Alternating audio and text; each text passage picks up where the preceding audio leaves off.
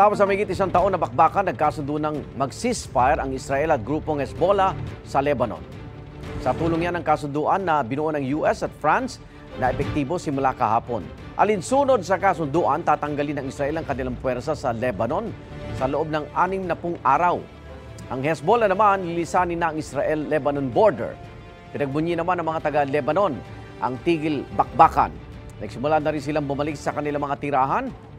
Nagprotesta naman ang ilang Israeli dahil patuloy lang silang nangangamba sa kanilang buhay hanggang hindi nauubos ang Hezbollah. Nangako naman si Israeli Prime Minister Benjamin Netanyahu na handa silang lumaban sakaling hindi tumupad sa usapan ng Hezbollah. Igan, mauna ka sa mga balita, mag-subscribe na sa GMA Integrated News sa YouTube para sa iba't ibang ulat sa ating bansa.